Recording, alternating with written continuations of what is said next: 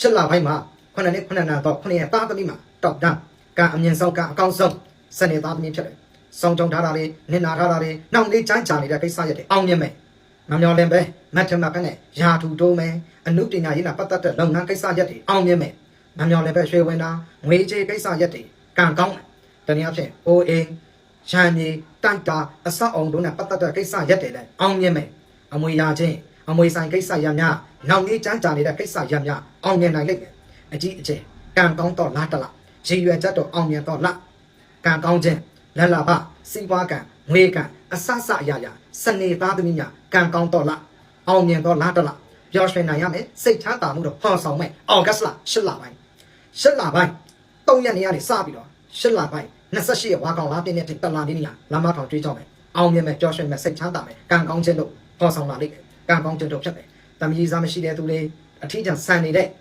့ဇနေသားသမီးတွေရှင်းရှင်းမြတ်တာတမီးသားရှစ်သူရတာညနေပန်းစမ်းပွင့်တာကုသိုလ်ကထူတာပေါ်ပေါင်းမယ်လားအိမ်အောင်တဲ့အိမ်အောင်ရှင်များကတော့အိမ်အောင်ရမှာစိတ်အခမ်းမသက်တာညွန့်ညင်တာ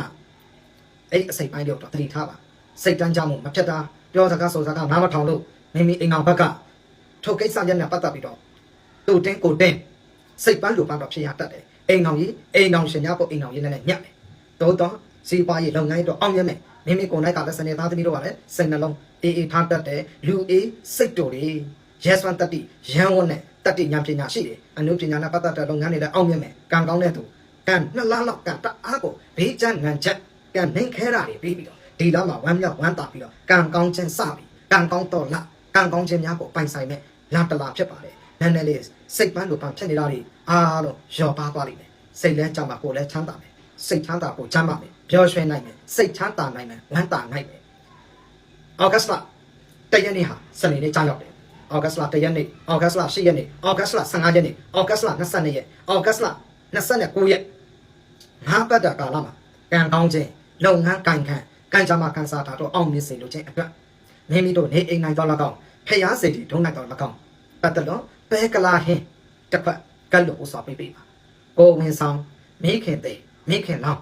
ကိုဝင်စေဟုတ်လားကိုဝင်ဆောင်မိခင်လောင်းကိုဝင်တဲ့လို့တော့ခေါ်လို့ရတယ်ကိုဝင်ဆောင်လို့လည်းစာတော့တုံးလိုက်တယ်ထုတ်သူကိုဝင်ဆောင်မိခင်လောင်းတို့ကိုအတုံးအဆောင်ပစ္စည်းကလေးတို့နဲ့ပတ်သက်တာစေဝါတို့နဲ့ပတ်သက်တာအဝိအထေမြစ်တာလက်ဆောင်ပေးပါစေဝါတော့မဟုတ်အဝိအထေမြစ်တာလက်ဆောင်ပေးပါဤကဲ့သို့ပေးခြင်းအဖြစ်စနေသားသမီးများရဲ့ကံကြမ္မာကံစားတာကံနှိမ့်နေတာတွေကံစားတာညံ့နေတာတွေပြည့်တော့ကံကောင်းခြင်းလုပ်ငန်းကိုင်းငံစီးပွားရေးဖြစ်တော့မယ်နှောင်လေးတန်းကြာနေတဲ့ကိစ္စရက်တွေအောင်နိုင်မယ်ပျော်ရွှင်မှုစိတ်ချမ်းသာမှုလက်ငင်းအတူကျေးဇူးများအောက်ဂတ်လ10လပိုင်းမှာကန်ထုတ်မယ်ဘေးချမ်းနှံချက်ဖြစ်နေတာတွေငွေကြေးကိစ္စရက်တွေ2လကျော်ဒုက္ခတွေတောကဖြည့်စင်းမှုတွေပြေတော့ပါမယ်ဘုရားကုံတော်တရားကုံတော်ဘာသာရေးတရားတို့နဲ့တော်လေးစိတ်အေးလက်အေးရမယ်ပျော်ရွှင်နိုင်မယ်ဝမ်းမြောက်ဝမ်းသာဖြစ်မယ်တကူကြီးဘုရားတွေဖူးမြော်ရမယ်ကံထူးမယ်ခုနှစ်နာမှာနံပါတ်1ကံကောင်းသောနင်းနာပိုင်ရှင်များစနေသားသမီးများဖြစ်ပါလေစနေသားများကံကောင်းခြင်းအောင်မြင်ချက်တို့ပေါ်ဆောင်လာပါလိမ့်မယ်9ကိန်းကနက်9ကိန်းကနက်10ကိန်းကနက်များအကျိုးပေးမယ်9ခွန်10ကိန်းကနက်ဆက်3ခုအကျိုးပေးပါလိမ့်မယ်အဝါရောင်ခရမ်းရောင်စိတ်နှူးရောင်အယောင်3မျိုးကောင်းကျိုးပေးမယ်အောင်မြင်မှုဖြစ်မယ်မိမိတို့နေအိမ်လိုက်သုံးဆွဲလိုခြင်းတနည်းအားဖြင့်အတုံးအဆောင်မပြူအတော်ပစ္စည်းများစွန့်ထုတ်ပြပေးပါနော်သုံးဆွဲခြင်းမပြူတော့တာတွေတနည်းအားဖြင့်အစုပ်အပြတ်တွေဘိုးကောင်ပလက်ကောင်ပစ္စည်းပြတ်စအင်းညဝိဇအဟောင်းအစုပ်အပြတ်တွေစွန့်ထုတ်ပြပေးပါတော်လေးကံကောင်းမယ်တမီးသားကံတွေလည်းပေါ်မယ်တနည်းအားဖြင့်ရှစ်သူအသေးရတာအရှိရကံကောင်းတာဝေကံတွေအောင်မြင်မယ်နည်းနည်းလေးတကူကောင်းဆန်တဲ့ကိစ္စလုပ်တဲ့သူတွေနဲ့တော့ထိတ်တိုက်ပြဿနာလေးတွေကြုံလာတတ်တယ်အာတာဆိုင်တဲ့သူတွေတကူကောင်းဆန်တဲ့သူတွေနည်းနည်းလေးစနေသားသမီးတင်မျိုးချင်းမရှိဘူးထိုလူပုဂ္ဂိုလ်တို့နဲ့ပြဿနာပေါက်တတ်တယ်ရာထူတော့မယ်အနုပညာကိစ္စရပ်တွေအောင်မြင်မယ်ရွှေငွေကံကောင်းမယ်စီးပွားရေးမှာရောင်းပန်းဝယ်ပန်းနည်းနည်းပန်းပွင့်မယ်လာတလာပျော်ရွှင်မှုတော့အင်မတာပေါ့ဆောင်ပြီးတော့ကံကောင်းခြင်းများအတွက်ဝမ်းမြောက်ဝမ်းသာအာရပီတိအောင်မြင်မယ်စနေသားသမီးကံကြမ္မာကံစားတာလာလေးတမဖြစ်ပါတယ်စနေသားသမီးများဘယ်ကလာဟင်းကိုစအနေနဲ့ပြောသွားတယ်9ပတ်တာကာလ9ချိန်ပါတစ်ချိန်ပဲရ2ချိန်ပဲရ3ချိန်ပဲရ9ပတ်လုံး9ချိန်ပဲရ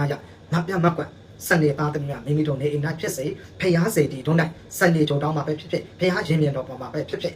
ဖျားစေတီတို့၌တစိတ်ကပိုင်းကလူပူဆောင်ပေးကိုစအနေနဲ့အိမ်များကနေမေတ္တာရက်ခံပါစေဘုံဝင်ဆောင်မိခင်တဲ့တို့ကိုလည်းဆရာလူခိုင်းနေစေဝါတော့မဟုတ်အတုံးအဆောင်ပစ္စည်းအင်းညဝဆာကလေးသူငယ်တို့ရဲ့ရင်သွေးငယ်တို့ရဲ့ဝိပါလာမဲ့ကလေးတို့ရဲ့ အတော်ဆောင်ပြည်စင်များကိုမြစ်တာလက်ဆောင်ပေးခြင်းအပြင်ဂျိုစီဂျုံနဲ့ကန်ကြမှာကန်စာတာအညအခိုက်တွေပြေပြမယ်အောင်မြင်မှုများပေါ်ဆောင်လာပါလိမ့်မယ်ကိုယ်တော်ကလည်းတမို့ထူးခြားပြီးတော့ဗမ်းမြောက်ဝမ်းသာအကျိုးထုံးမဲ့လားဂျိုစီဂျုံနဲ့အတိုက်အခိုက်အနောက်အဆက်အဟံအသားတို့ကိုလည်းကြော်လွှမ်းနိုင်မှာဧကန်စစ်စစ်ပါ2026ခုနှစ်ရှစ်လပိုင်းအောင်ကတ်လာမှာစနေသားညကန်ကြမှာကန်စာတာများပတ်သက်လို့ကျွန်တော်များပုံနဲ့တော့ပြီးတင်စာရနိုင်ထွန်းဒရစီယာကန်ကြမှာကန်စာတာဟော့စတာအကျဉ်းချုပ်များဖြစ်ပါတယ်မိမိတို့ရေကန်ကြမှာကန်စာတာနဲ့ပတ်သက်လို့နော်ဆွေးနွေးမင်းများလူသားများအနေနဲ့ရရဖြည့်တွင်းပြပပြီးဒီနေ့ထမင်းရှင်များအားလုံးဆရာရကန်ဆောင်ထားတဲ့ဖုန်းနံပါတ်တွေမှာဆိုလို့ရှိရင်3994ကြီးပန်9လုံး4 5လုံး3934ခု39ခွန်ကြီးပန်9လုံးခွန်9လုံး6နဲ့တင်9တော့ကိုဓာတ်ရိုက်ဆက်သွယ်မင်းများနိုင်ပါတယ်ကြိုတင်ပြီးတော့ဘိုကင်တင်ပြီးကြိုတင်စင်ရင်ပေးတင်ပြီးမင်းများနိုင်ပါလေညမူတော့ကားဖြစ်တုံးနေ3000ကျပ်ပါအနက်နဲ့ရရပေးဒီနေ့ထမင်းရှင်ခဏရသားသမီးများဆရာရပေးတဲ့လက္ခဏာဆွေးနွေးတော့ဟောပြောတဲ့လိပ်စာမှာဆိုလို့ရှိရင်တာဂီတာတောက်တိုင်မတ်တိုင်ကပီတာမတ်ကကြီးရပေး ACD လမ်းတဲ့တိုင်နံပါတ်200နဲ့ခွန်ငိမ့်ငိမ့်ထပ်ပဲဖြစ်ပါတယ်မန်နန်9နိုင်မှညနေ9နာရီထိနေ့စဉ်နဲ့အမျှခုနှစ်နှစ်တော့ခုနှစ်ရက်သားသမီးကန်စာနာကန်စာတာကိုနေ့စဉ်နဲ့အမျှဆွေးနွေးဟောပြောပေးလက်ရှိပါတယ်ဘယ်ဒီနေ့ထမင်းရှင်များအားလုံးကိုစိတ်နှပြကျမ်းမာချမ်းသာတော်မူကြပါစေလို့ဆုမကဆုတောင်းမြတ်တာပို့တာအပ်ပါတယ်